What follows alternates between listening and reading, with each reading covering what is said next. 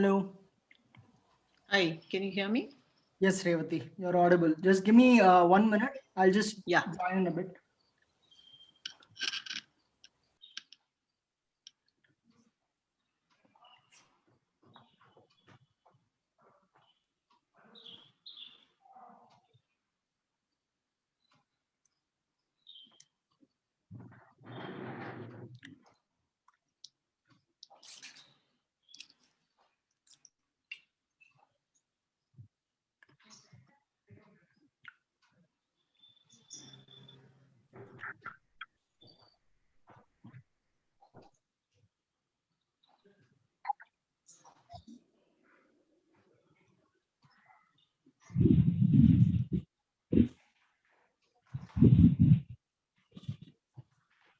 Risha, if they get hyper when Daksha comes somehow, please carry them outside the room and both of you. So I'm going to be muting everyone who is not Revati or me, at least for a little bit of the session. And we'll also take audience questions towards the end of the talk. So, not the talk, the discussion. So, how this is intended to be is we'll have a chat with Revati for the 70% duration of this session, which will be around 40 minutes. And then for the next 20 to 30 minutes, 10 to 30 minutes based on requirements, we will take questions from everyone and we'll have this be a discussion because um, unlike a webinar, this is actually a meetup, right? And we can afford to have this be a proper discussion rather than just me and Revati conversing. So, Revati, does that work for you as well? Yep, it works. Sure, it works. Should I tell me when I should put on video? And Yes. Just give me 1 second. I'm just start doing all this groundwork, starting the recording, etc. So yes, this is being recorded, and so if you would like not to have your video be on, that is perfectly fine. And if you have any objections, even with just this being put on online, please let me know. It will not be done if there is an objection. But this is just a conversation, so I don't think there should be any objections.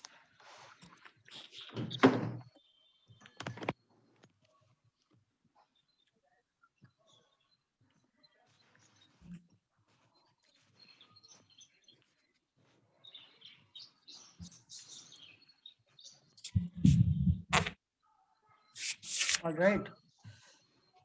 Um, yeah, Revati, you can turn your video on and I'll yeah, do. yeah.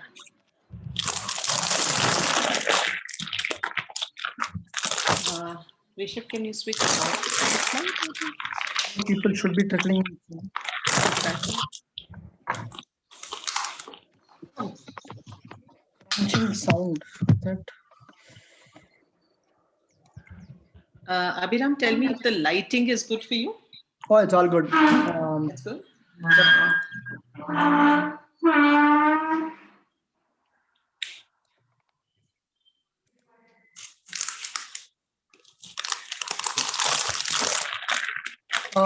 The Redmi, I'm going to mute user. All right. All right. Hi. Hello. So for everyone else here, I am also meeting Revati for the first time here. I have spoken to her a couple of times, but I've had the pleasure of meeting her now, just now. And thank you all for joining. I'll just set the stage for a bit, what we do here, who we are and stuff. So we are Broke Bibliophiles Bangalore. And I see on the roster that pretty much everyone is new, which means that the normals, the regulars will still be trickling in. And what we do here is typically every month we have a meetup and we talk about the books we've read. We don't discuss a specific book because we feel that's too restrictive. But given that everyone has their own taste, they come up with what they've read in that month if they've been regulars, or what they've been reading all their lives if they're newbies, right? And that's how we've been doing it for the past 4 years now. as of 26th of February, we'll be completing 4 years. So that's a milestone. And Revati, we are extremely honored to have you here. And when you reached out, I was pleasantly happy that authors are finding us, rather than us seeking them. And you told me about the book and stuff. So I would like for you to introduce yourself for the benefit of those who haven't had the pleasure of knowing about you, and then we'll go from there about the book. Okay. So I am Revati Suresh. I am a Bangalore-based author. Very soon I'll be a Chennai-based author because I'm relocating sometime next week. So sorry, just a second. I'm having an interruption from some ridiculous.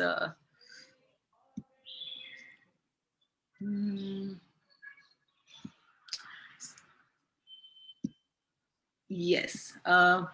So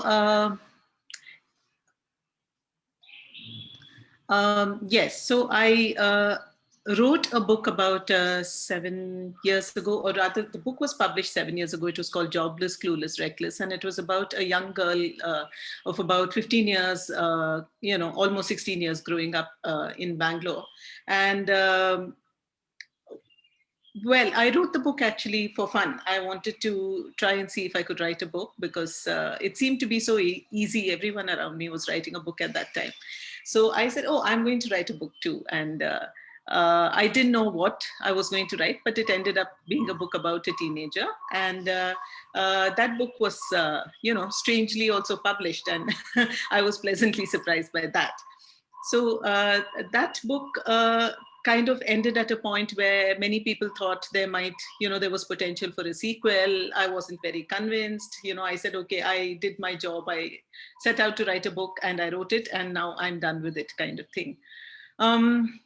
But about 2 years after after that book was published, I began to think a little bit more about the characters in that book. I'll have to tell you that I wrote Jobless in a tongue-in-cheek kind of way. I was mostly laughing at myself and also observing teenage life as I was seeing it lived around me. So it's not like I didn't take it seriously, but I wrote it lightheartedly. So when I thought of the idea for a sequel, I couldn't possibly kind of see the protagonist's life continuing in the same vein. I thought it had to proceed somewhere to give it depth. So I sat and thought about it for a bit, wrote a couple of really crappy drafts, and finally, yes, I found the groove and managed to, I think, between 2017 and 18, finish a draft of the book, and then worked on it for a really long time. Tried to bring it to some kind of shape where I could, consider it a book, and then that's how In Now and Then happened. The confusion, of course, was that In Now and Then had to, while it was a sequel and took off from the first book with the same characters of the first book, the challenge was in trying to make it a standalone while linking it to the first book. And hopefully I've succeeded in doing that. I haven't had any readers of In Now and Then complaining and saying, well, there are gaps and I don't know what Jobless was about and stuff. So hopefully I've largely succeeded. And yes, that's been the story so far. And I think that is an excellent segue into my very first comment, or before rather than a question, is I haven't read Jobless, Clueless, Reckless. Okay. Right. And I've only read In Now and Then. And it was quite a fast-paced book, I must say. And I have not had the feeling that I haven't read the first book at all. Right. You make references, first of all, the setting that you set in the beginning, right? You mention all the characters, and you tell us who they are and what their relationships with each other are, and then you move on to the story. There are constant references, of course, but it's a very well done sort of interlinkage without having to read the first book, but you also feel like you want to, right? Like you feel like there is something that I must be missing if I don't read that book. but it's also okay that I haven't read it so far. Right. So Right. it's a very clever way of writing, I think. And I would like you to, if you could elaborate on um, telling us if that process took some form of delay, right, in maintaining that sort of constant bridge, but also a gap. Right? If I'm doing justice to what the Yes. Yes, I get exactly what you're saying. It was a challenge. It was in the sense that the characters existed and I knew I wanted to take their stories forward, but the challenge was in trying to also make this a book on its own, where I didn't make it necessary for a reader to say, hey, I'm selling this book, but you know what, you'll have to go back to the first and so like two birds with one stone kind of thing for me. But that wasn't what I intended, because I felt the story in this is a very different story from the first book. And while that gave me a launch pad, I think you can do without reading the first book, simply because everything essential from that has been caught up for you in the first 3 pages so sure, you might be missing out on some very minor references, but it's nothing very important that you feel that, that book may have given me more insight into this. It's not like that. So from that point of view, it took me a little while to work out, because I also didn't want to be in a place where I was introducing awkward paragraphs, talking to you about the first book. Oh, here, by the way, I'm talking about this incident there. Also was not going to work.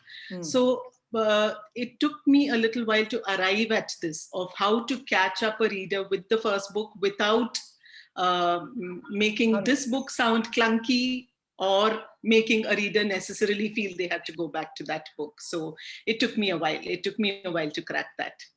Right. And it's actually pretty cool that you say this so openly, right? That you don't have to read the first book, because normally it is,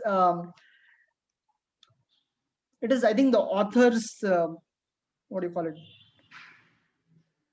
Love for their works, that you would want it to be out there in the world as much as your newest baby has come to life, right? But it's pretty cool that you say that this is an improvement, but it's also not just, I mean, while it makes references to the older book, it's not imperative that you need to read the first book. So that's very cool, I think. So about I'm a big believer in segues, right? Because that's how the story, that's how any story goes, and that's how there is no break in any of the things. So I'm going to segue into first of all the father's character, right? I'm going to go directly into that, for everyone else's reference, that there is a previous talk that Revati has had with a person called Shalini Srinivasan from IIHS, and people should check that talk out, because it'll give you a lot of insight into stuff that we will not be discussing today, because of the online thing where everything is permanent, right? Two works should not be repeated. Right, so I'm going to request that everyone check that out as well. I'm going to make some references to that, but almost as a meta thing, it's not required that you have to watch that video, but it'll be good if you watch it as well, right? Even Shalini has mentioned Appa a lot, Naresh, right? His name is Naresh, and his rage. Yes. I could you please address that rage, his personality in general, and there are a lot of facets to it. One is his chumminess over with his brother, with his son later on, but then alienating Kavya for quite some time because of his rage and stuff. Can you address that a bit?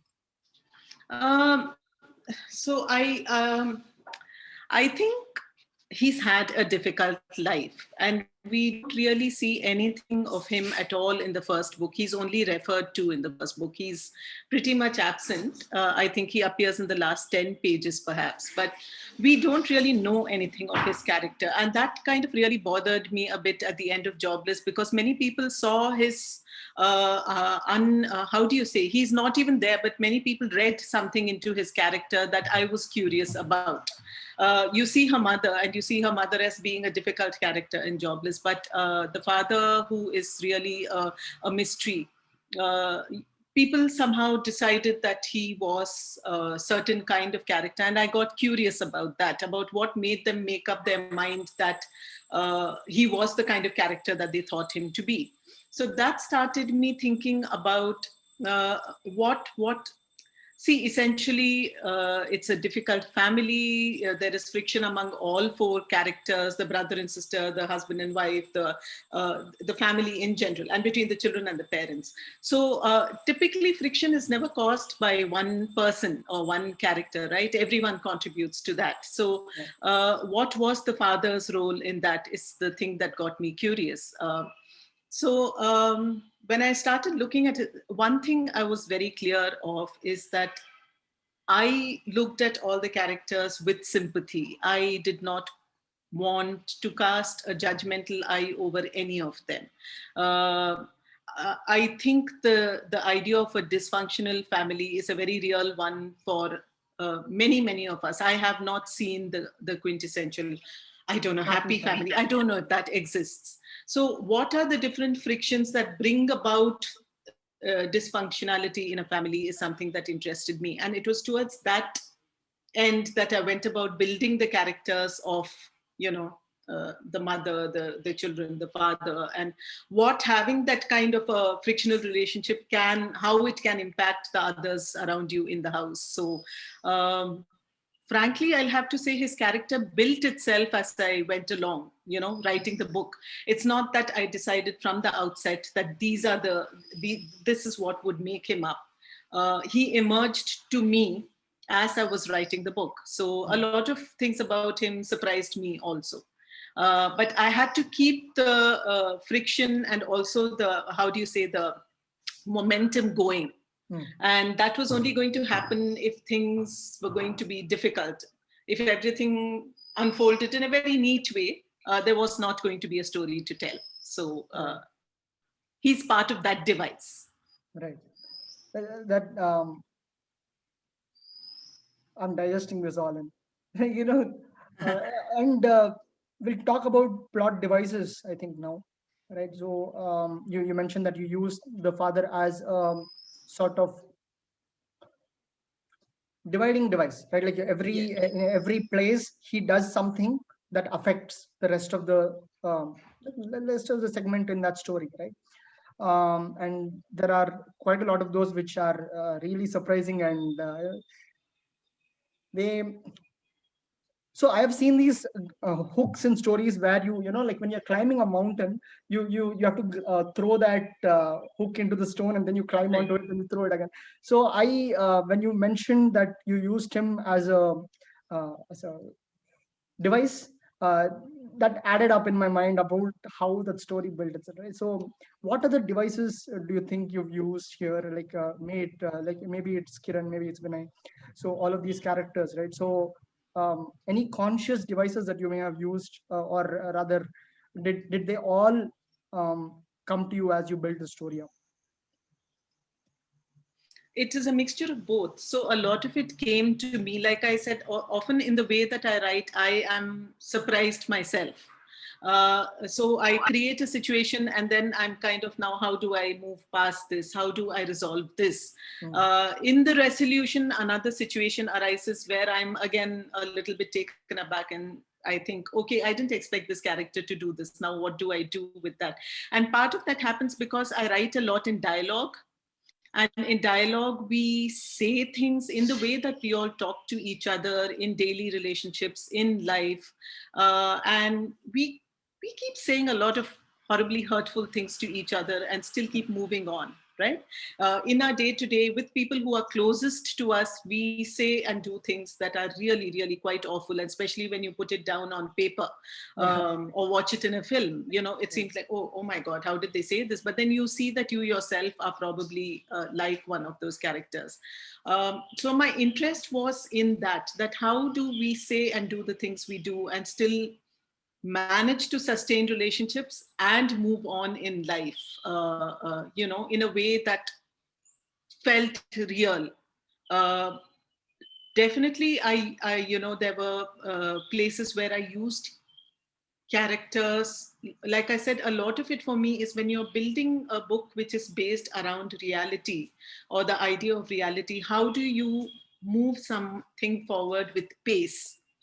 So you can either keep dwelling on something and make it a long drawn sort of a situation, or you can keep building up momentum with a lot of momentum. For me is built up with dialogue. So that for me takes the story forward, and it also helps me, like in the give and take of dialogue, a lot of exchanges happen that actually make it possible to move the story forward, and keep it close to reality. So I hear you. So your keywords are dialogue, pacing, and blending reality with fiction, while yes, not dwelling too much on a certain particular scene, but also not having that scene be too short. yes, And that shows it is there are short-lived scenes. Like, again, to come to another point where Kavya is pretty much a nomad, I would say. She is a person with multiple homes rather than having no home, rather than having multiple homes. Right? She's in the Netherlands. She's in Bangalore. She's in New York. She's gone to Rome. Um, has my video got stuck? Or something? Okay, it's back. Um, this is I'm going to for others' reference. I have not asked Revati this before, so this struck me now, and I'm going to ask it.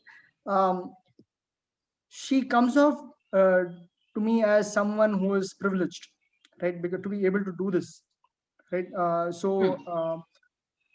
yes, And yet, it does not show that she is stuck up, right? She's stuck up, but not because of the privilege. She's stuck right, up because she's a teenager, right? She is because of her age. right, So is that right. some sort of a personality trait that you attributed throughout the story, or is that just not supposed to be a thing and I'm just reading too much into it? Kavya herself is a difficult character. She's a difficult character in the first book, and she's a difficult character, a far more difficult character in the second book. But she is very, very privileged. But I think she also acknowledges that privilege a couple of times. Does kind of say that, in the light of many, many things, that her life appears to be actually quite normal and not too bad at all.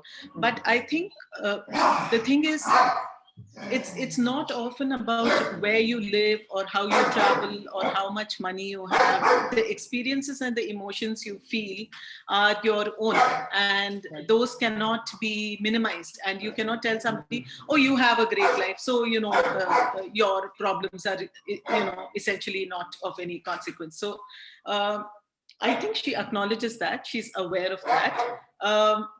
But it's also how, I mean, in the sense that it was easy for me to put her in those places. You see, the one thing that this book has that Jobless didn't, was that in Jobless she's pretty much confined to that ridiculous place, Grand Canyon, where she grows up.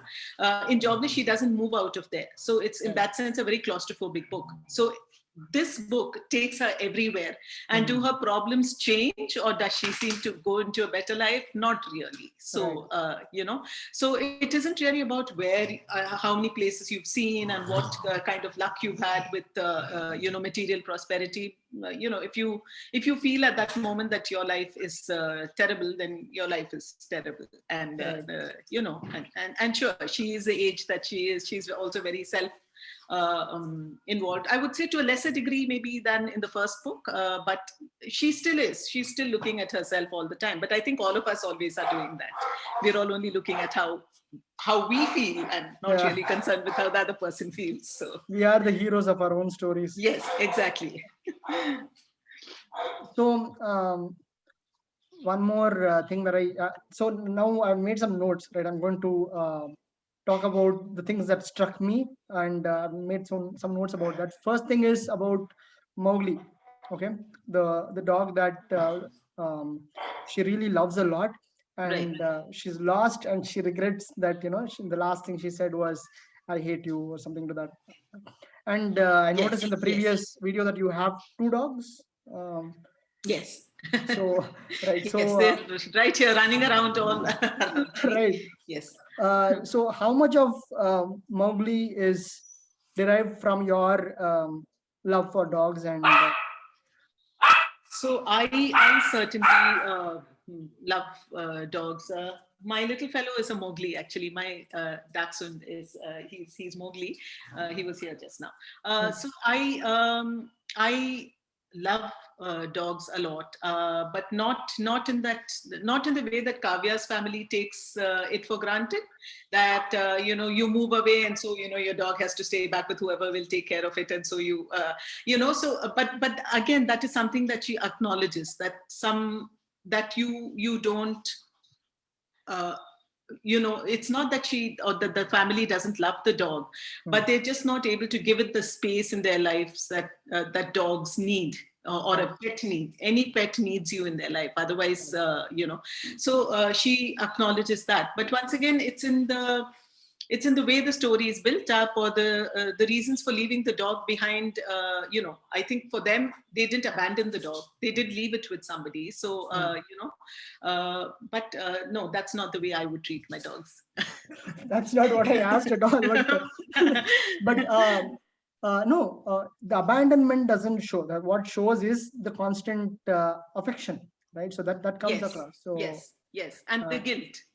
and the guilt, of course. Yes. Right, that's good to know. And the other thing is, again, back about the dad.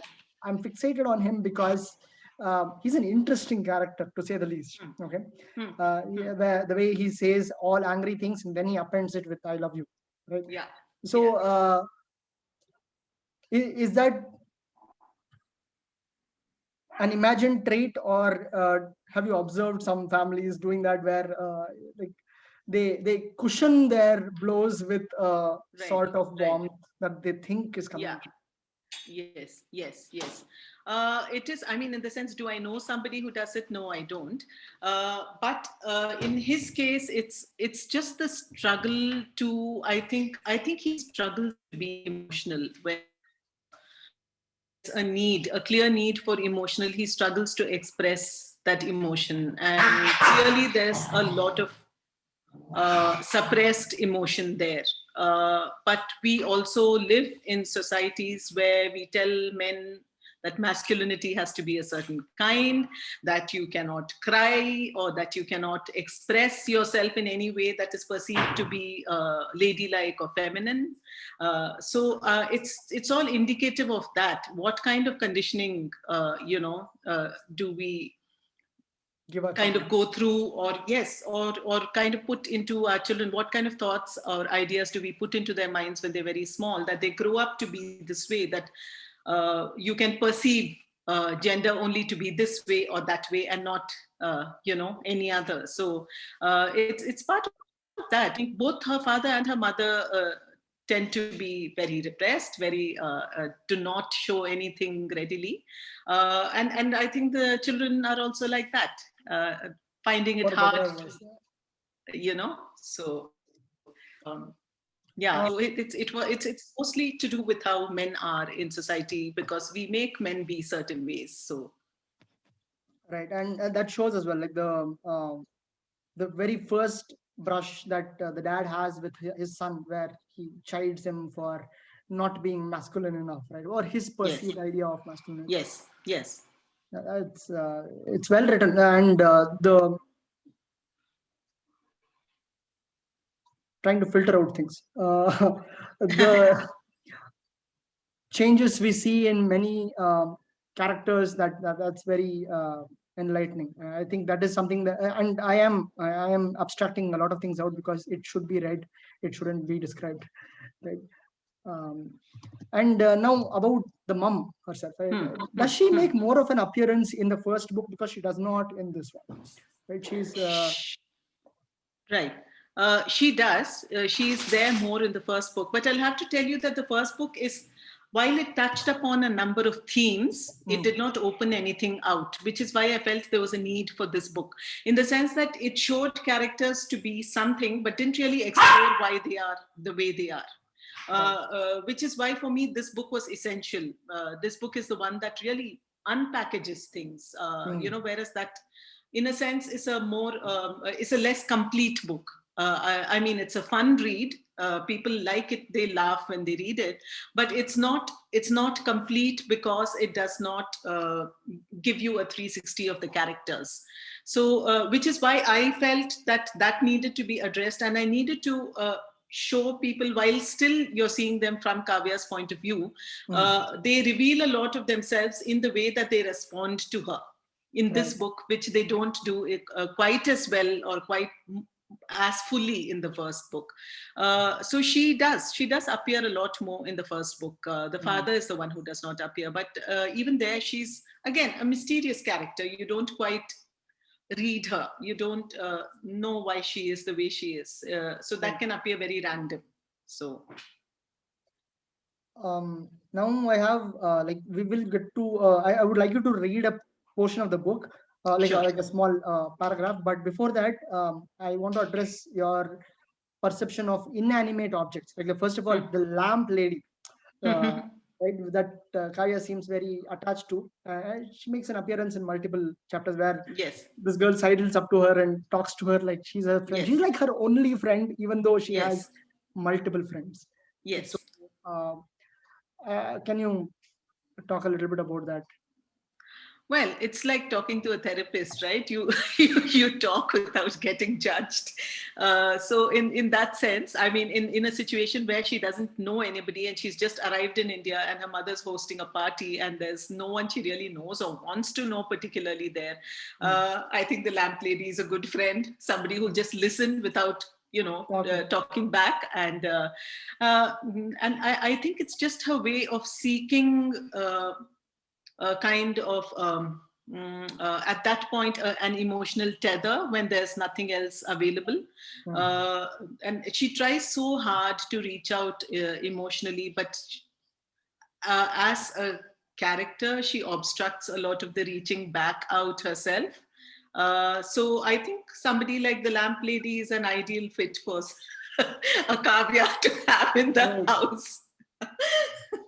So so it was just a spur of the moment kind of thing. It just amused me when I wrote it, but yeah, later on, now that you mention it, and it's so nice that you've kind of taken note of things that I didn't even feel kind of really mattered to readers, but the lamp lady is on the cover of the book, so so it clearly matters. I think at some subliminal level even you acknowledge it's important. Yes.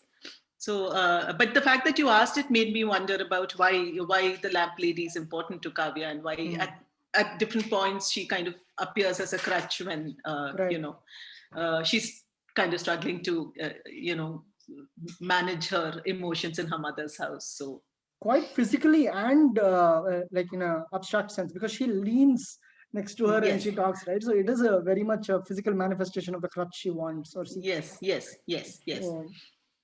That is nice. And simple language like tricks that you've employed, right, in the book, that is pretty nice. Like she didn't want to feel like Jill tumbling down the hill, right? So that is one question I want to ask you about the language that you've employed in the book throughout. There's a lot of metaphorical language. So and I typically gravitate to sentences like that, right? Because they explain things more than if you would actually explain them. If you let the reader imagine what that experience is like, that I think that paints a better picture. So is that something that you have read and you've liked that sort of style as well? Or is that something that you've been writing about for a while and that's what you think you've used? Sure. I mean, as a reader, you absorb imagery all the time. Imagery is the thing that makes it gives all writers originality, right? If all of us were going to write in simple, basic sentences, it's your basic show, don't tell premise, right? You don't tell the reader how the person is feeling. You show through your description how that person might be feeling. So yes, I do pay a lot of attention to imagery when I read. It's one of the things that most attracts me about writing. You know, when I read other writers, I'm always looking for something fresh to strike me. But that particular passage that you're talking about actually came to me in a flash, and I wrote it in about 10 minutes, and I love that portion of the book. It's one of my personal favorite bits. And a couple of others have also kind of pointed it out to me and said, that they really like it. But what makes writing original? It has to be something that comes from inside you. You can't write imitative sentences, or you can't. You can take inspiration from a number of writers, but you can't kind of like borrow. Yes. So as you're writing, your mind has to keep finding those figures of speech or images that are fresh and that come to you in that moment and that you can write. And you may find echoes elsewhere and say, oh, I can emotionally relate to this portion. But a lot of that happens just in the movement of writing and thinking, and a lot of it is very spontaneous. So I really value imagery in writing. So if we could go just a little bit outside this book, right? So what sort of books have you seen this sort of imagery in that you would recommend to other readers, like something that you drew inspiration from? I know you mentioned Sue Grafton. Yes. So I would say Sue Grafton, in the simplicity of her language, in building character, very strong dialogue. Those are the things that I drew from Sue Grafton in days when I never even thought that I would write. This was like years and years ago, where I would just be so involved in her books, and I realized that a lot of it was to simply do with how over a period of like several books, she developed the character of this detective, Kinsey Milhone, in such a way that I kind of knew Kinsey, like she was like a friend to me. So how do you build that kind of character? That I think is something that I've always tried to work on. So I can't say it's any one writer. I love reading drama. I love reading family drama. I love reading crime fiction. From both, I draw different things. It's not like crime needs to exclude imagery or literary devices or anything. Not at all. I like reading literary crime, but at the same time, those things go into your head subconsciously. You're not thinking of yourself as a writer all the time when you're reading. I think it happens to me now a lot more. When I come across a sentence, I'm like, oh, wow, that was so beautiful. But when I was much younger, I was reading just for the pleasure. And somewhere all of it kind of went into my head as what makes a good writer. And a lot of it is to do with that you tell the story, you focus on telling the story, and you focus on telling on drawing out a character and not making the character just a sketch, but filling out that character in all its shades.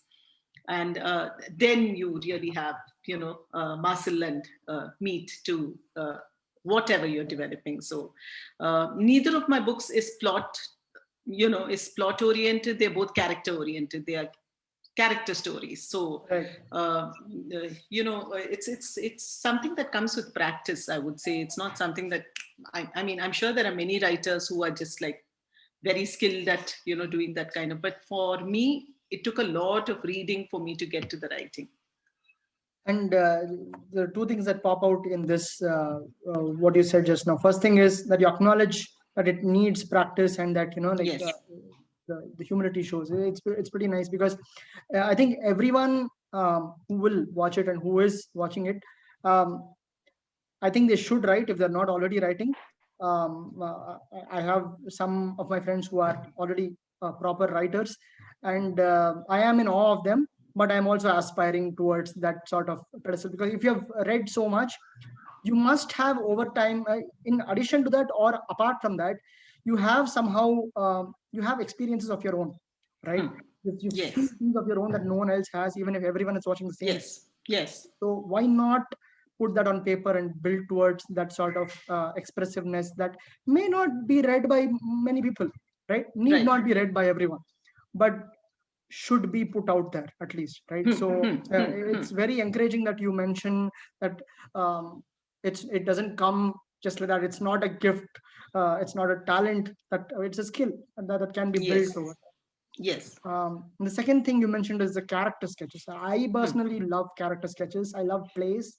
The importance of being earnest is one of my most favorite plays, and Taming of the Shrew. Like all Shakespeare plays are my favorites because they are plays. And that is how I like approach this book as well, towards the middle and towards the end, because I felt like this is all about the characters, right? Like it doesn't Yes. have, it's slice of life. Yes. So in life you meet people, and in Yes. people you have dialogues. So that was nice. And I think people who enjoy plays will enjoy it a little bit more than it is a typically a book for everyone, but I think it can be something more can be drawn from this well. Yes. So at this point, can we get to some small para that you enjoyed that you can take it out for? Sure. Sure. I'll mute myself for this duration. Sure. So I'm going to read from a chapter called Sofa. I wake up the next morning in Mads's apartment, not having gone to the farm after all. I lie in bed for a long time, reluctant to plan my day. For the first time since I came back, I don't want to go to my mother's. I drag the sheet up to my chin, thinking about nothing in particular. Pull yourself together, I tell myself.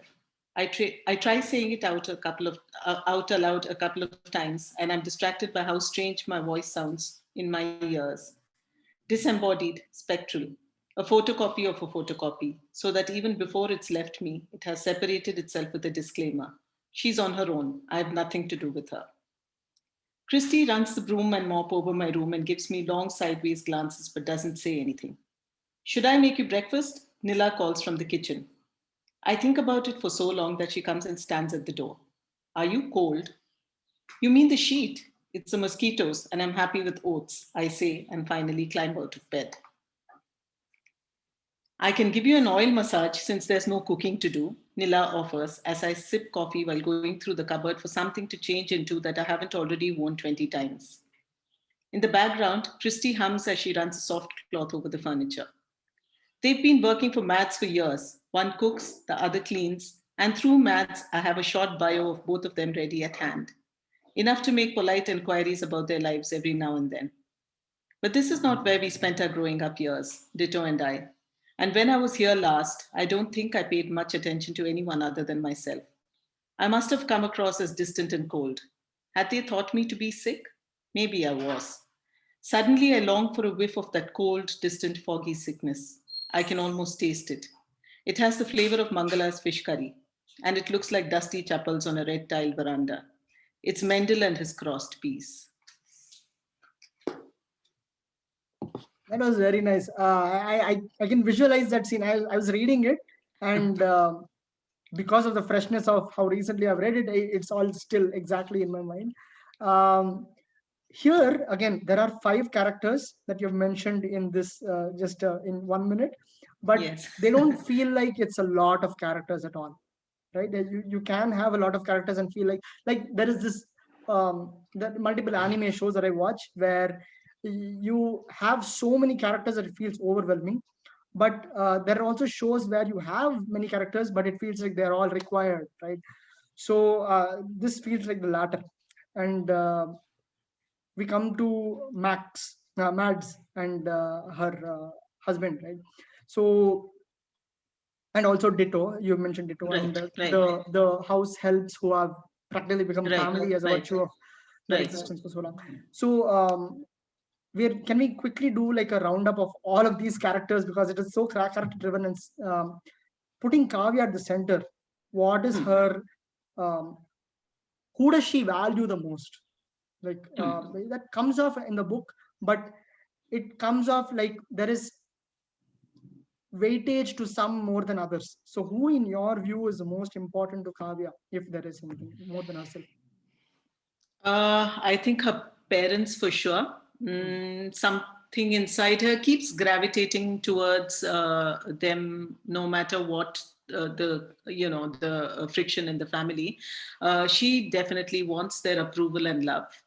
She loves her brother a lot, and then there are, I mean, Mads and Mark are the two people who who help these children when they are young, and they are homeschooled by Mads and Mark. So definitely they have a role to play too. The thing is that it's not like it's a family without love, but it's difficult simply because characters are all the characters are really difficult characters in a very real way. I don't think that anyone is exaggerated in the way that they are. It's just that sometimes uh, people with different personalities are put together and there is a constant rub, and it's very, very common in families, and we can't deny it. I mean, these are the lives we lead. So from that point of view, I would say every person in her life is really somebody that she values. She values Kiran, and she values Vinay. She values Lara, much as Lara irritates her, she values Lara. But these are all, see, she's somebody who feels very deeply, which is why her expectations of people are like sky high. Yeah. So that, and a lot of her anger comes from that somehow they don't seem to give back or give to her in the same way that she expects them to. So if her parents show her love, that's not the kind of love she wanted to see. She wants to see another kind of love. So it's like that. Not that her parents are very expressive people, but it's in the way that she's also very how do you say, somebody who looks a lot inward and who's in her own kind of headspace a lot of the time. So very intense person who they can be very difficult to kind of have around you because of the expectations they have. Yes. Right. Yeah, and you asked me for a different genders perspective, right? Like you said that you typically have Right. Women gravitating to this book because the protagonist is a Right. female. I have not met a girl like Kavya in my teenage years. I'm past that age by a decade, but I have not met a girl like Kavya. I have met many girls who can simultaneously, who can totally embody what Kavya is, I think, at some point of time. It is pretty refreshing as a character to read and to try to understand, although we cannot imagine, we cannot hope to understand women at all. It was pretty good. I felt bad for some of the characters, and I think uh, that I think is an author's trait to evoke emotion for characters Yes. that are not really the protagonists, right? The Yes. side characters, Yes. I feel bad for, and you were rooting for them, but yeah. Yes. Yes. The thing is um, that if you can't evoke emotions, then I think you failed as a writer. It's part of what you do. If you're going to tell a story, then somewhere emotions have to be part of it. And it doesn't matter whether it's for the main character or the side characters, you have to be able to get the emotions if the reader has to feel the story. So nice. Is that something that you grew into from the first book, you think? Because self-introspection, because I've not read the first book, obviously. Yes, like I said, the first book is kind of slight. I don't know how to explain it to you. It's so on. It's just something that touches upon things. But even then, people responded emotionally. So clearly, there was the potential for it to have kind of grown differently if I had imagined the book differently. But having said which, I'm still very proud of that first book because put together, the two books really give you a complete picture of a young girl growing up through various stages of her life and through how realistically in a way how teenage develops. You're very self-absorbed, you're totally into yourself, and then somehow your world opens up and it expands, but you're still thinking of everything only from your point of view and your perspective. Except this time around, guess what? Some of them are looking back at you, and you have to also be prepared to take that on. And so it captures that self-absorbedness of teenagehood, the first book, and the second book just takes it that little bit further. So the two books together make a whole. So from that point of view, I'm really very it sustains the emotions of the first book and further expands that universe. I think that's what I would say. Understood.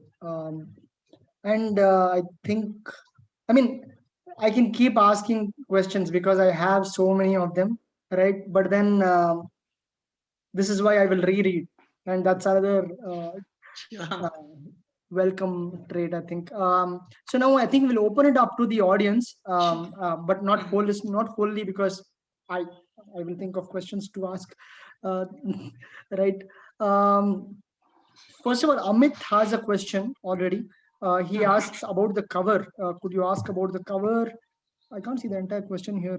And the direct inspiration and the inspiration, the thought behind it.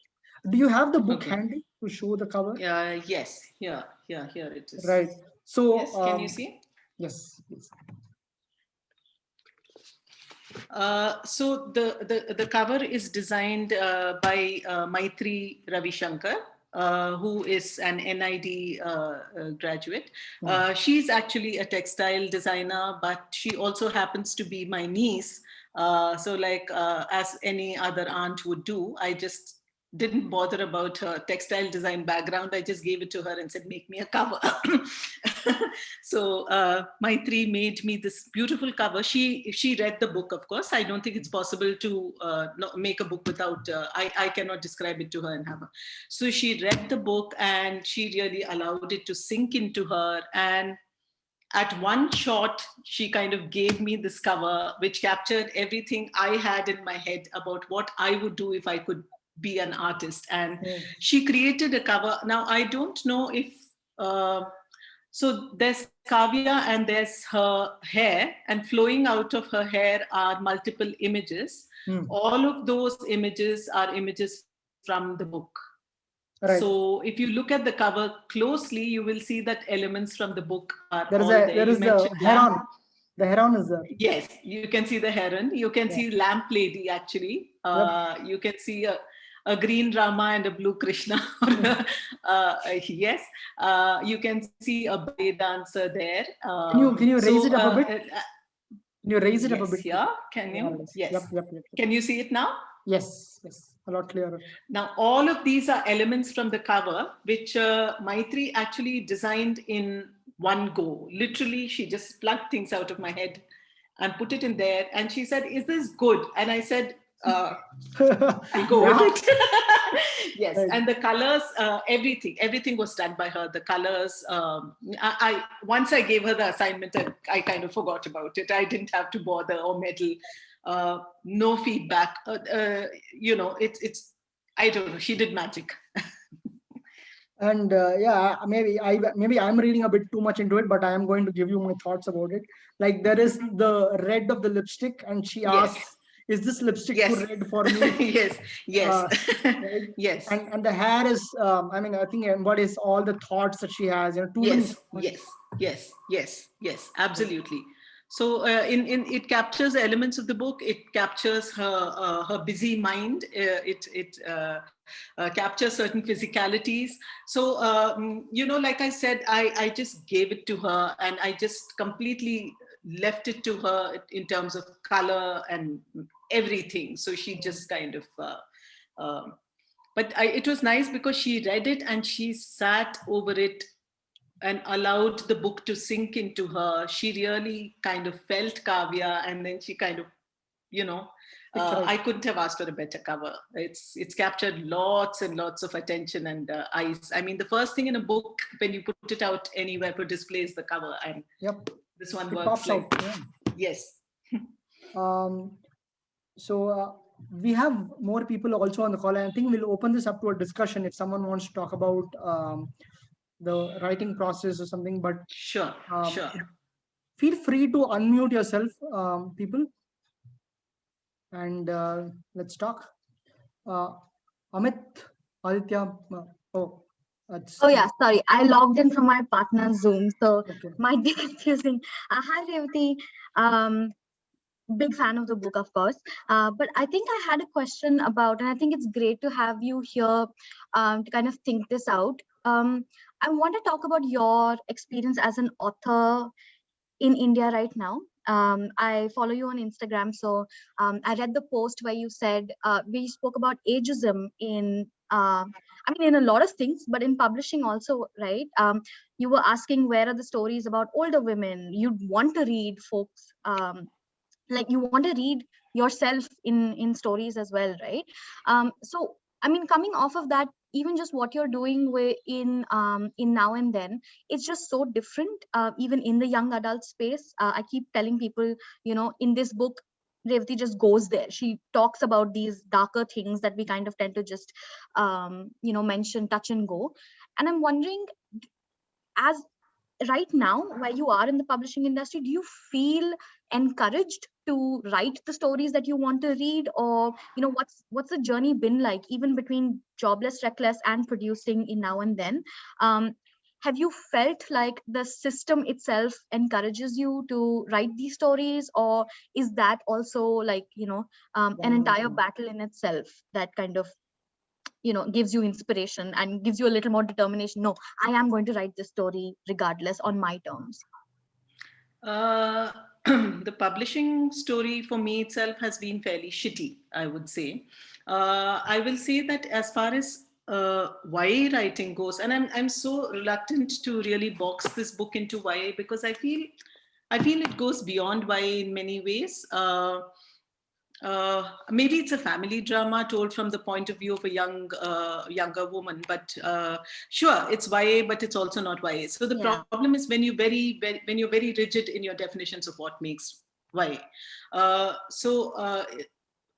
I will have to say that for me, it was like this. The first book was published by Duckbill. When I went back to them with this book, they felt it was not YA. So I got that because Duckbill publishes children's and YA. How far do you then push YA becomes the question. But because it is a sequel, it kind of shut the doors for me in many ways when it came to other publishers. Also, other publishers, very rigid definitions of YA, where to slot this book. Because apparently there's this age group which is there from, 6 to 17, and then you're supposed to be forgotten the middle age, and then you move on from 25 onwards. The rest of, that the remaining 5 or 6 years in between can, I don't know, go screw themselves, whatever, I don't know. So where then would one put in, does this mean that the stories like this are not relevant? Two, we have a very, very strong moral thing, you see, when it comes to writing for young people. For some reason, parents are still vetting the books that children are reading at this age, even if they're teenagers, and if they find language to be problematic, if they find premarital sex to be problematic, if they find gender issues to be problematic, the gates pretty much shut for you without your being able to really access your audience. So accessing my audience has been the biggest challenge. How do I tell people that it's a book really meant for everyone? You don't have to be YA. You don't have to be, you can be 30, 40, 80, 15. I don't care. You can read the book. The book is really for everyone. So, and I was telling Abhiram earlier, the tendency to look at this book as a woman's book or a girl's book, and have fewer men pick it up than women, as if men are not interested in women's stories. So these are automatic boundaries that we set up for ourselves, between rigid definitions of YA, between what YA should contain. Premarital sex is horrible, but my God, pregnancy, oh God, where are we going with this now? So a lot of issues, and a lot of it to do with,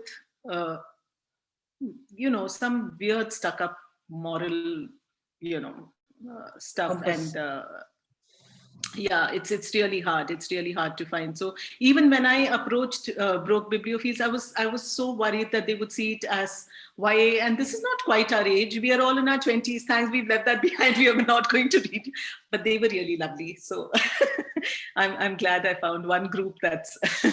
No, so my point of view was, we haven't come into this age without having crossed that age. I mean, like, right? I mean, so it is relevant. You would think it's almost intuitive that it is relevant.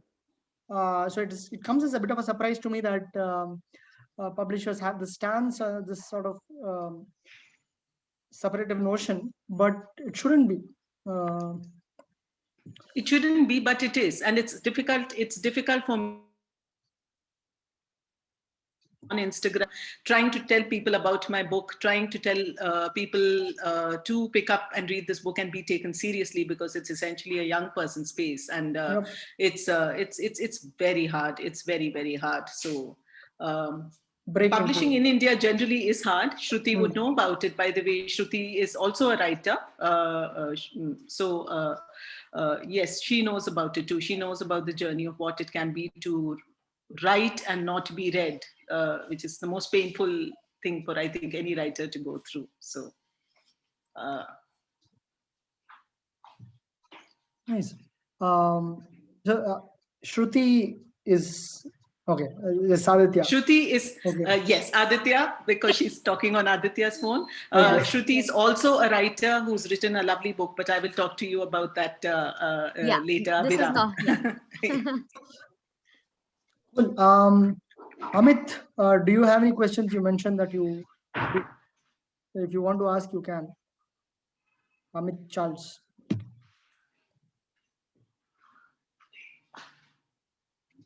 I think he's mute. I'm sure I'll reach out to him at some point.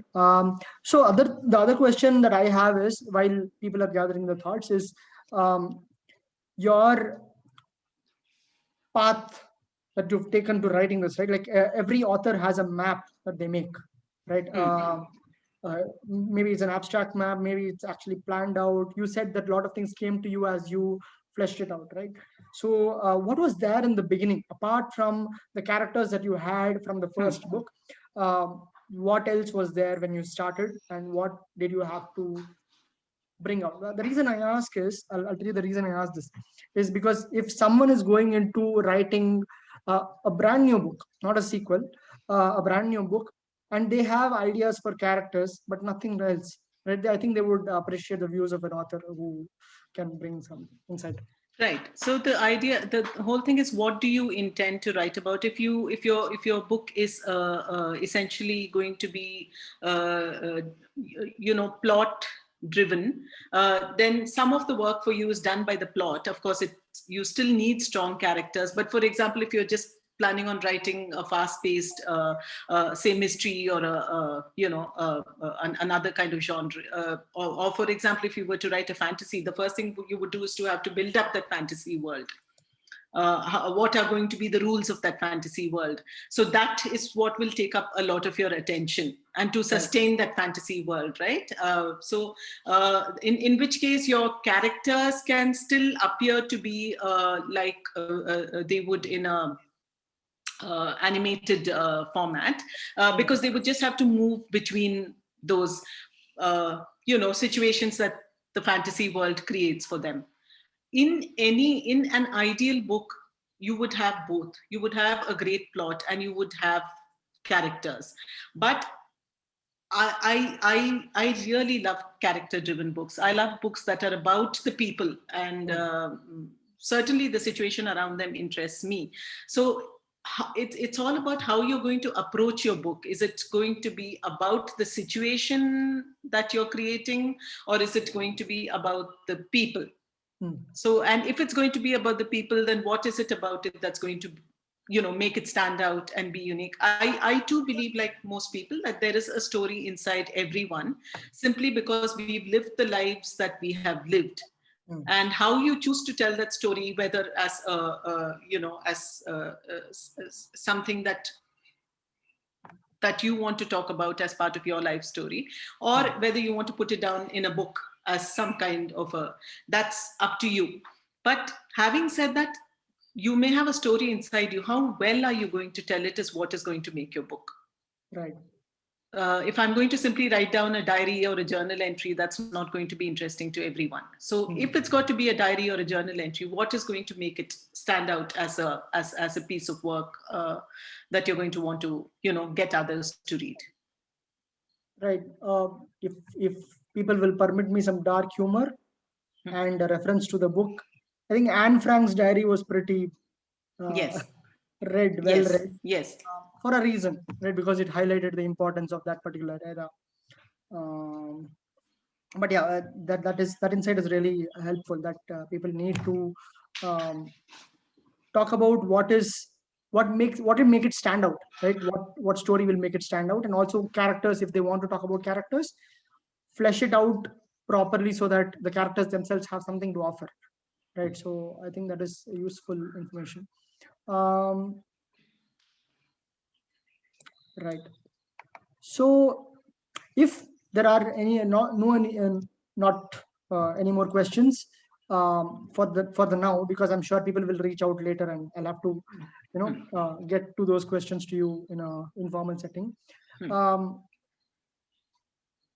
Following the tradition of what BBB does, what books are you reading now, and what do you plan on reading next?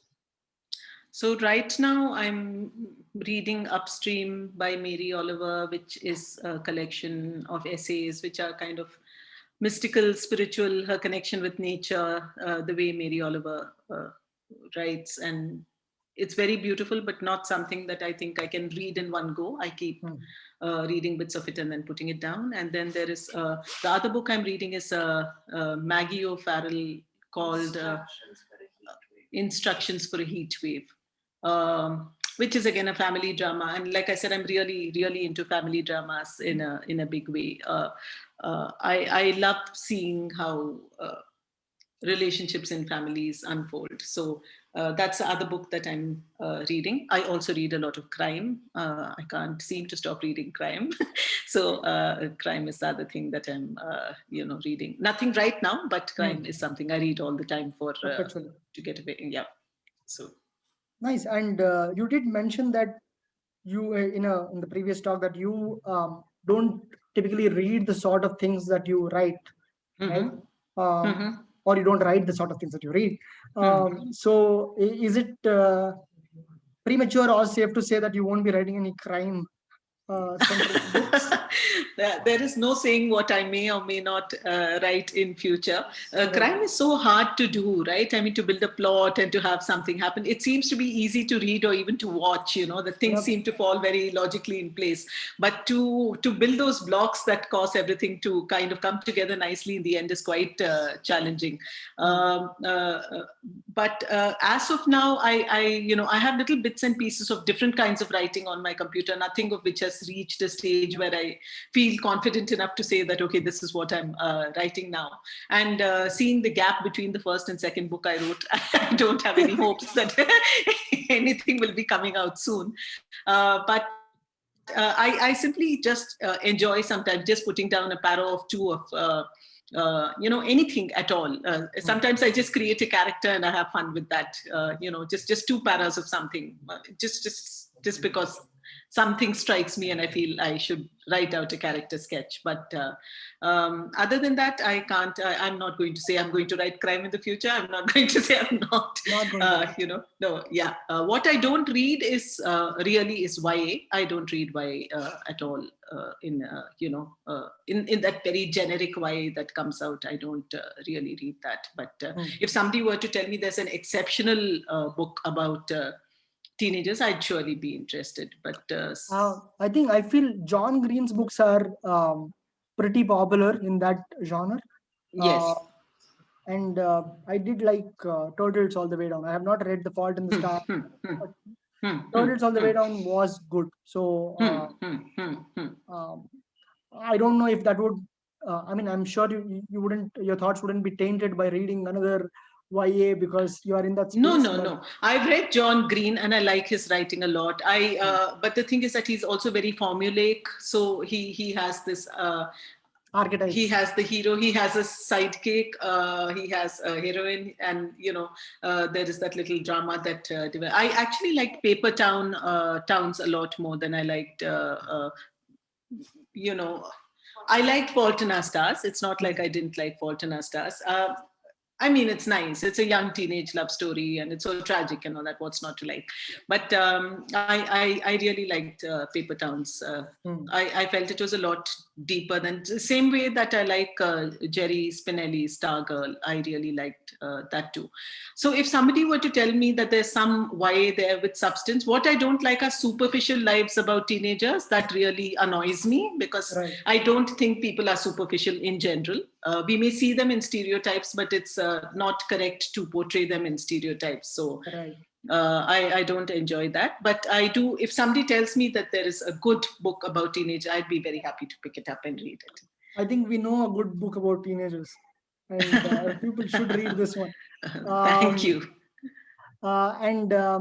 Would you mind if we meandered on to asking people what they are reading at the moment? Sure. That would be nice. That would be nice to know. Right.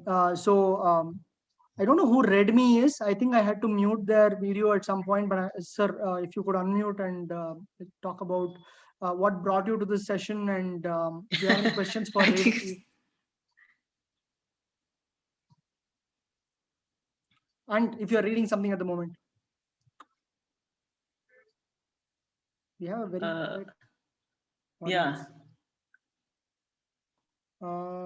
Read Me could be Suresh, who's my husband. It could be him. And he's here simply to watch me wax eloquent about my book. Is he, I would like to hear from him, like how does it feel to have an author in the family, and how is that affecting the... I can't see why he's muted. That's all right. Hi, this is Suresh here, the guy whose thing has read me. I don't know if you can hear me. We can. We can hear you, but you're muted. I mean, we can't see video. Okay, it's okay. Not particularly right now very, should I say, visually appealing. But since you mentioned it, Abhiram, it's intimidating. I mean, I'm a journalist, I'm a hack. My wife is a writer, and she's the real thing. So I'm extremely proud of her, but I'm also very intimidated by the thought that she's the real writer and I'm just a guy who, journalism is a much easier thing to do than being a writer. Right. And are you reading anything at the moment? I've been given a book to review by my colleague who is in charge of our non-fiction reviews, it's a reader on Amartya Sen, which a couple of months ago I found extremely compelling. I wanted to write the review that day, but then she said, we're going to probably schedule the review for 2 months from now. And then I stopped reading it because, of course, because it wasn't you. Right. I think deadlines really force us to follow our passions a little bit more strongly. Absolutely.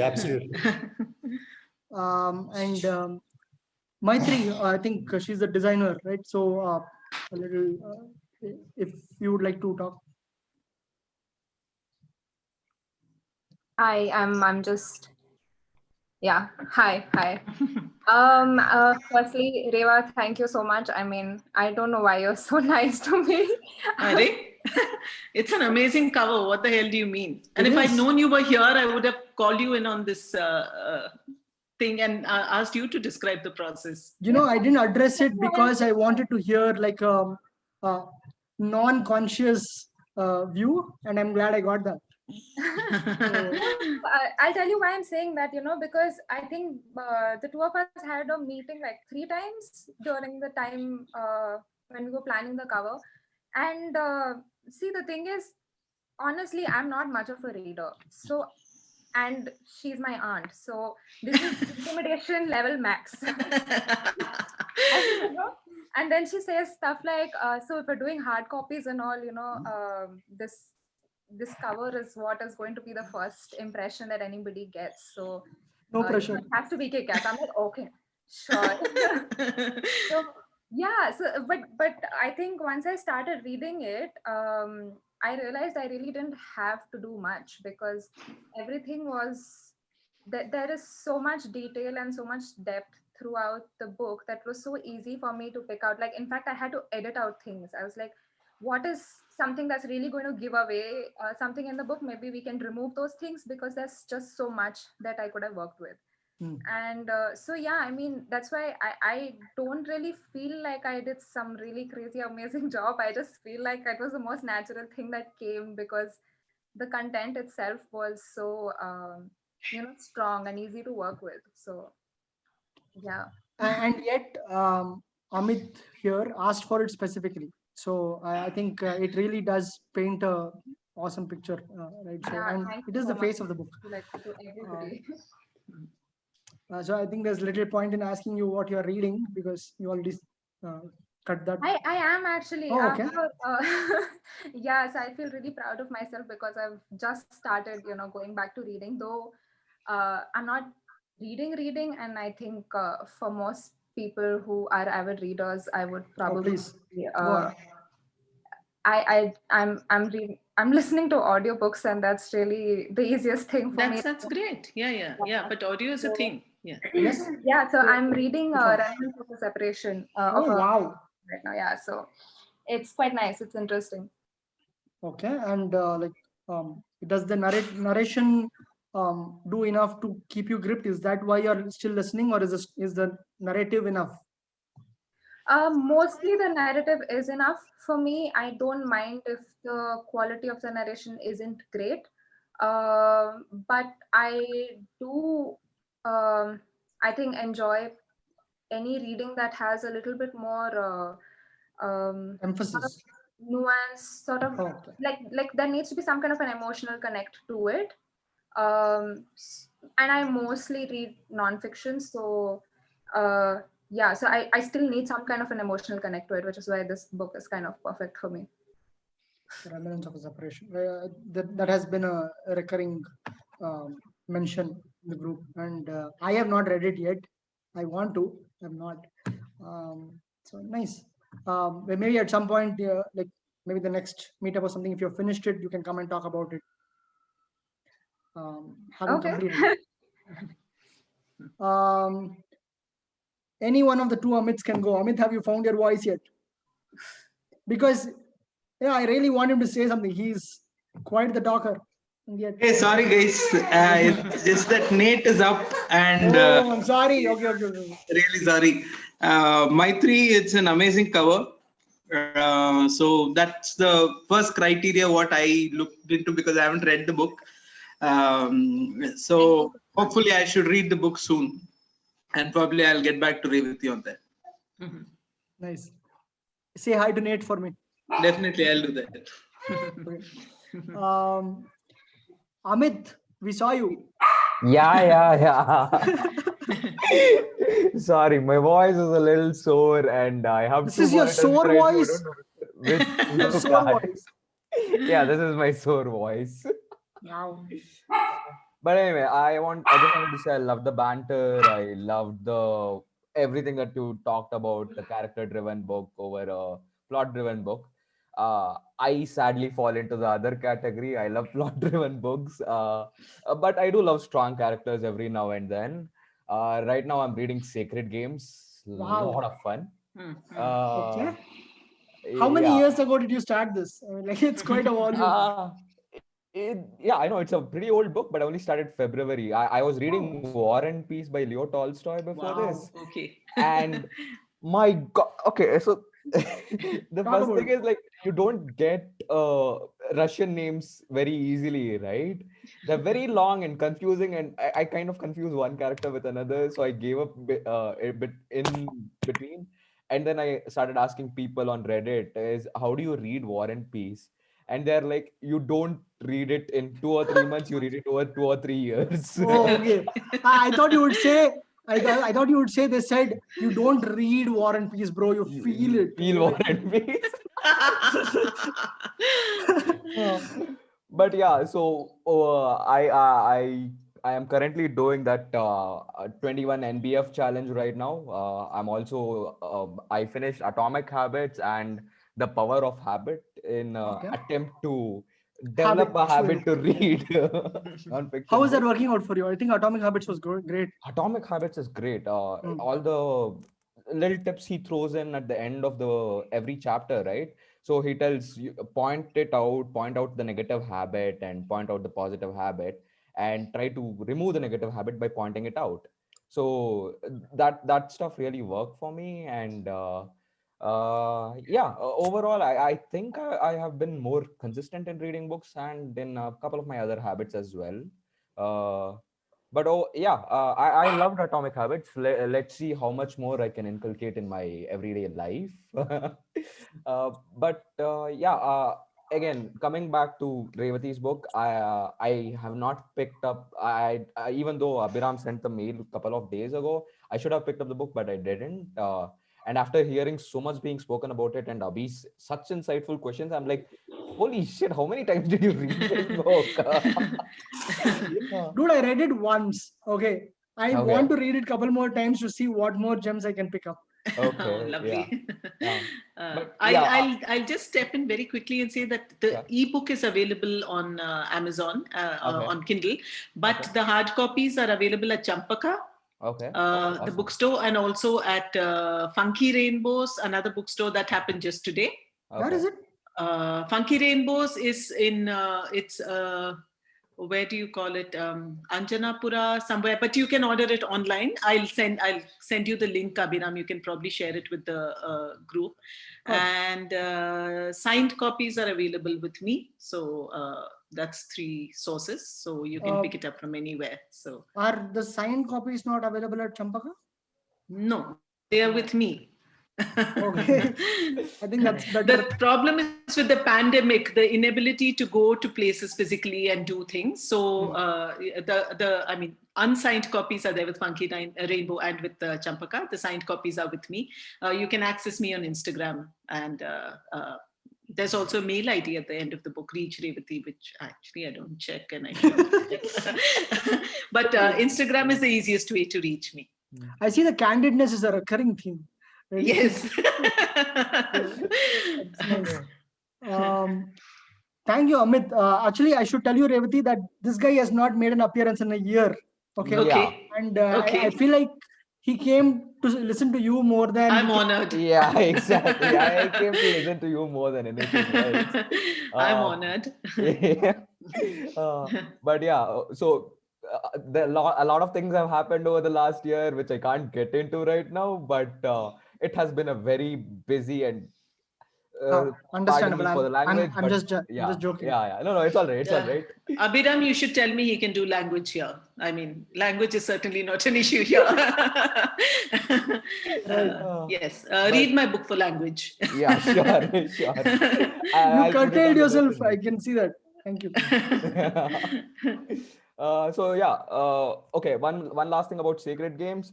I was told the series was very good, but it completely pales in comparison to the book. Yeah. So I know the actors are very good, Radhika Apte, and everyone has done a great job over there. But there is a certain visceralness about Sacred Games that you just can't capture on screen. All right. So the way these people talk, Vikram Chandra has done an excellent job. Like we were talking about imagery, you guys were talking about imagery and what do you call the X factor, if you want, right? So that was absolutely brilliant. So if anyone does want to pick up Sacred Games, I would recommend a second-hand book because the first one is too expensive. Expensive. Yeah. So yeah, do pick it up and please let me know how it goes, because this is the first time I'm actually recommending such a big book to anyone. Wow. Okay. That's high praise then.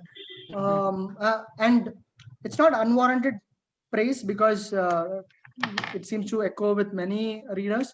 But what you said about the book being better than the show, here, in this case, it feels new because people have recommended the show way too much. And No, I but mean, you're- the show is actually really great. I'm Yeah. not saying, I'm not taking anything away from it. Hmm. So, how do I put this? Both are individually very great, all right? Right. But there are certain details you can't include in a show. Like you can't divert the focus away from the main characters in a show, Hmm. but you can explore the lives of even the most minor characters in this thing, right? Uh, I don't want to give away things over here, so I'm not. You won't. But there are certain inset chapters he puts in the book where Mhm. he simply goes on a tangent. All right. In one of the tangents, he explores Sartaj's mother's life. All I right. see. Hmm. And even though that is one of the slower chapters, you get a slight feel of what it felt like to be a Hindu in Pakistan during partition, and that too in sacred games, which you never get from the show, right? So those things I found amazing. Hmm. Kind of. I did fall asleep during that chapter a couple of times, but okay, I kept at it. Nice. Yeah. Cool. I'm looking forward to how you describe it again at the Hmm. end of the book. Sure. I'm So- somewhere in the midway right now. Maybe the next meetup I'll finish it off. Looking forward to it. Who is Camper John? Is it John or Revati, do you know? It's I- not it's actually a pseudonym kind of. Actually, I made this email separately for just attending Zoom meetings or something of that sort. My actual name is Emmanuel. Hi Oh, everyone. nice. So I'm actually joining new. So I actually came across this group, across this club actually over the last weekend, I guess, because I was actually looking for some book clubs to join actually for meeting new people. So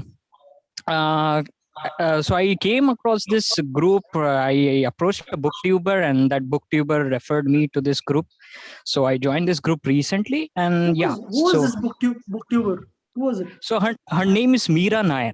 Oh, nice. Meera's still talking about us. So cool. Okay. Okay. Nice. Yeah. Yeah. So yeah, so it's great. And actually I don't read fiction that much. I am more into non-fiction. Mhm. However, I'm into writing fiction. So actually I made a kind of a goal for this year that for each month I'll write one short story, so at least end up with 12 short stories. Mhm. I've just ended up writing half of one.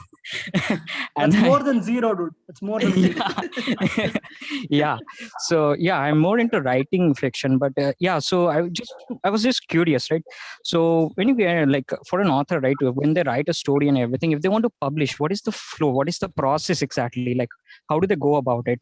Can I ask Revati, can you please share some insights on that? I'm actually not the right person to ask at all.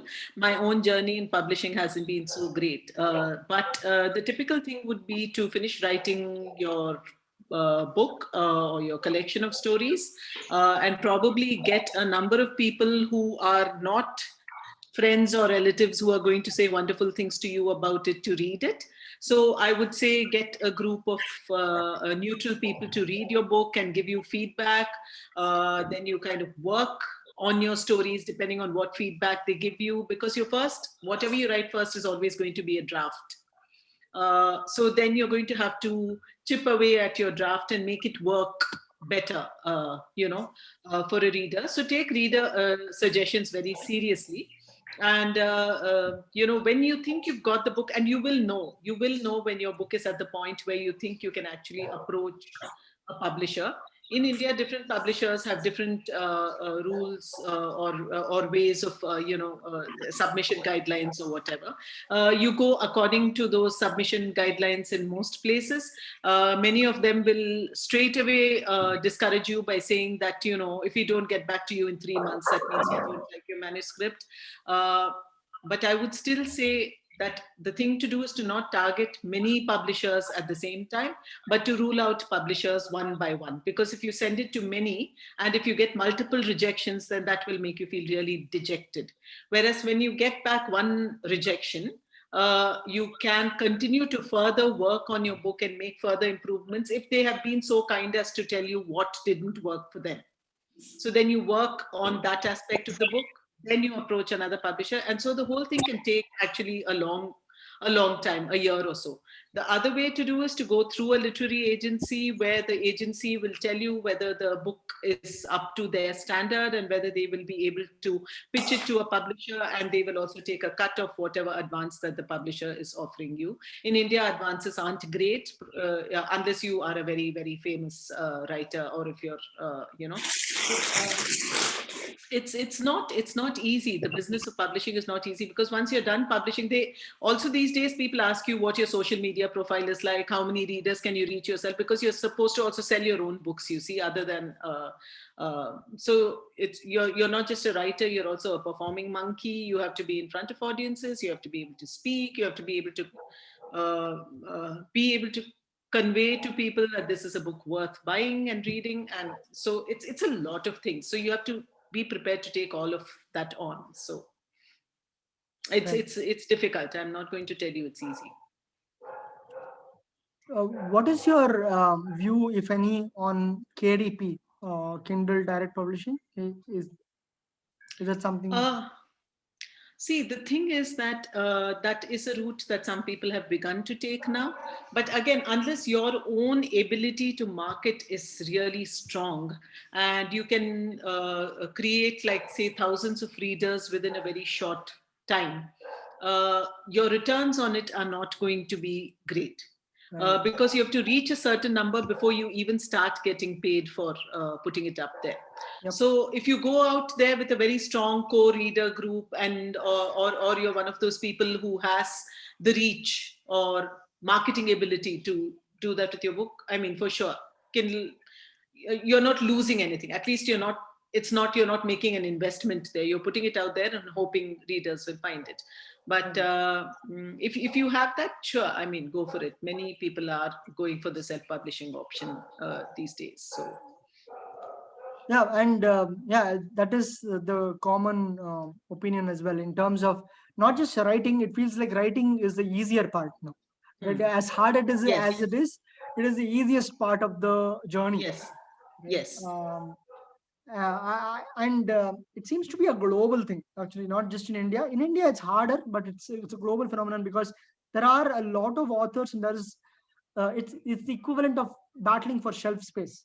Right? Yes. And yes. you're competing for attentions that are already going so low because of social media, ironically. Yes. Right? Yes. So more power to you. I mean, like, I feel like I think that's why I think authors should be encouraged to do more, because they are already the soldiers at the front line in the literary space. So right? the thing is that it's one thing to write, it's another to sell, and it's yet another to be read. You may sell the book, but how many are reading it? Right. How many people are taking it seriously enough that you read it? And like I said, there's a huge age factor that comes into it. How am I presenting myself, sitting here, looking the way I do, with my appearance being the way it is, projecting myself as the writer of a book about young people? The tendency to dismiss you or to think of you as somebody who's auntie, ajji, what does she know about our lives, is one part of it. Another part of it is simply that social media is a space for young people. So it is very, very difficult. It's doubly difficult for somebody my age to be in this space, and to every time I reach out to someone, I'm afraid that they're going to say some old woman got in touch with me, and I don't want to go there, I think, again, it is a question of positioning, though, right? Like, it's not just about what does this person this age know about that person that age. It's about the fact that I know about that age a bit more because I have been through that and through this, right? So I think that narrative, while harder to sink in, once it sinks in, it hooks on, right? So I think that is the angle I would approach it, because like, I'm not getting any younger, so I think that's a client. No, but it doesn't work that way, Abhiram. See, the problem is that I'm telling you, in the way that we are writing books for this age group in India, books for young people I'm talking about, it could even be see, if you are going to approach it from a moral standpoint, many of us write as if we are mothers and fathers and uncles and aunties first. We are not writing it as writers. So we don't want to put in messages there that make it appear as if certain acts are okay to do. I personally, in my life, I disapprove of premarital sex. I will not have premarital sex in a book. Wrong thing to do. Or if you show that, you immediately show that there are consequences to it that show you, see, I told you don't do it. See, it's the way we are writing it, which is all wrong. The stories that we are telling have to strike a chord with the audience that you're writing for.